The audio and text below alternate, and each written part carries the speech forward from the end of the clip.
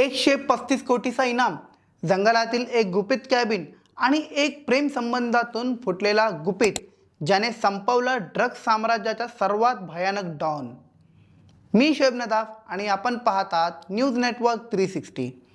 आजची कहाणी आहे ड्रग्जच्या काळ्या इतिहासाची आणि त्या इतिहासातील एक रक्तरंजित अध्यायाची। ही कथा समजून घ्यायची असेल तर आपल्याला थोडं मागे जावं लागेल। 1914 मध्ये अमेरिकेत हॅरिसन नार्कोटिक्स ॲक्ट लागू झाला आणि अफीम व इतर अंमली पदार्थांवर निर्बंध आले। 1920 मध्ये वॉल स्ट्रीट ॲक्टही लागू झाला आणि दारूबंदी सुरू झाली। पण जेव्हा बंदी वाढते तेव्हाच काळाबाजारीही वाढते। मेक्सिकोतील गरीब शेतकऱ्याकडून अफीमची शेती होऊ लागली। अमेरिकेत तस्करी वाढली। दुसऱ्या महायुद्धाच्या काळात अंमली पदार्थांची मागणी प्रचंड वाढली आणि ड्रग्जचा अंडरवर्ल्ड अधिक संघटित झालं। 1980च्या दशकात कोलंबियातील मेडेलिन कार्टेल जगभरात चर्चेत आलं। त्याचा प्रमुख होता पॅब्लो एस्कोबार। 1949 मध्ये जन्मलेला एस्कोबार एक सामान्य कुटुंबातून पुढे आला, पण त्याच्या डोक्यात होती अफाट महत्त्वाकांक्षा। 1970च्या दशकात तस्करी आणि अपहरणातून त्याने सुरुवात केली आणि हळूहळू उभा केला मेडेलियन कार्टेल।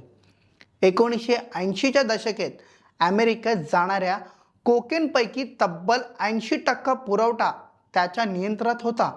त्याला किंग ऑफ कोकेन म्हटलं जाऊ लागला। मेडेलिनमध्ये गरीब भागात त्याने घरे, शाळा, फुटबॉल मैदान उभी केली। अनेकांसाठी तो रॉबिनहूड ठरला, पण जो त्याच्या विरोधात उभा राहिला त्याच्यासाठी तो निर्दयी होता। सरकारने प्रत्यार्पणाचा कायदा आणला आणि एस्कोबारने त्याला विरोध करत उघड युद्ध छेडलं। बॉम्बस्फोट, हत्या आणि भीतीचं वातावरण निर्माण झाला। राष्ट्रपती पदाचे उमेदवार केसियर गेविरिया यांचा लक्ष्य करण्यासाठी विमानात बॉम्ब ठेवण्यात आला।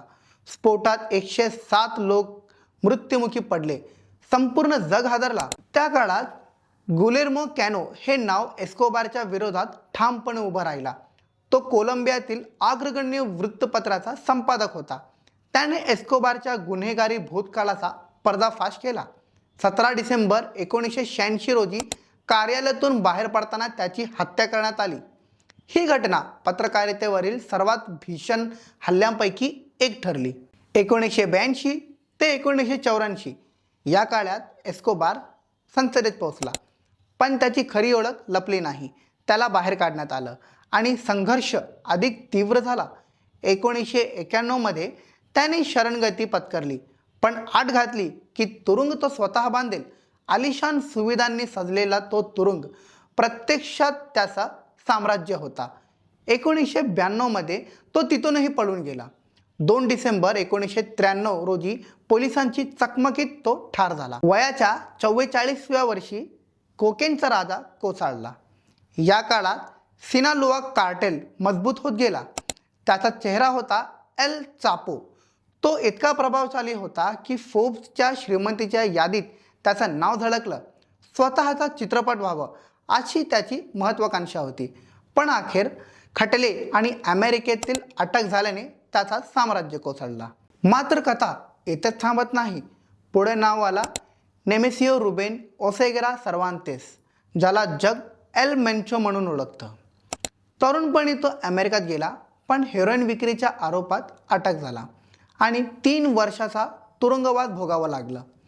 मेक्सिकोत परतल्यानंतर काही काळ तो पोलीस दलातही काम केलं, पण लवकरच तो ड्रग नेटवर्कच्या संपर्कात आला। 2007 मध्ये त्यांनी स्वतःचा कार्टेल उभारलं। CJNG म्हणजे जॅलिस्को न्यू जनरेशन कार्टेल। CJNG इतर कार्टेलपेक्षा वेगळा होता।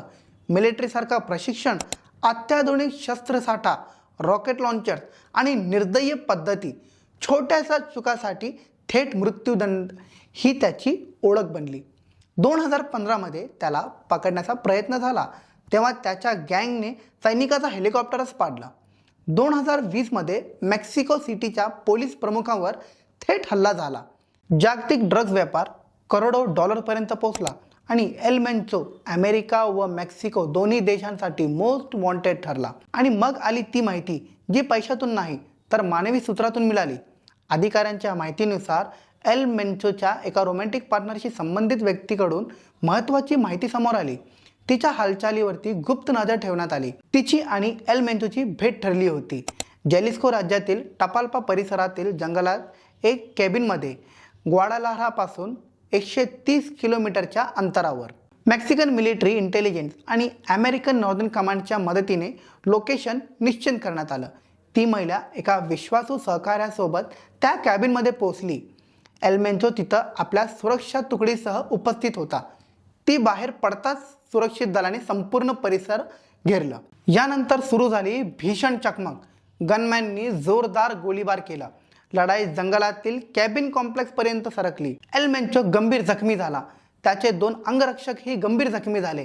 तिघांनाही हेलिकॉप्टरने मेक्सिको सिटीकडून हलवण्यात आलं, पण प्रवास दरम्यानच त्यांचा मृत्यू झाला. त्याच्या मृत्यूनंतर देशभरात तणाव निर्माण झाले. कार्टेल सदस्यांनी बदला म्हणून वाहन जाळली, पेट्रोल पंपांना आग लावली. काही भागात शाळा आणि व्यवसाय बंद ठेवावे लागले. मेक्सिको 24 तास भीतीच्या सावटीखाली होता. ड्रग्सचं साम्राज्य कधीच रिकामा राहत नाही. एक डॉन पडतो, दुसरा उभं राहतो. पण प्रश्न तोच आहे, हा खरोखर शेवट आहे का, की आणखी एक रक्तरंजित अध्यायाची सुरुवात? अशा सखोल आणि सत्य घटनांवर आधारित व्हिडिओसाठी पाहत राहा न्यूज नेटवर्क 360.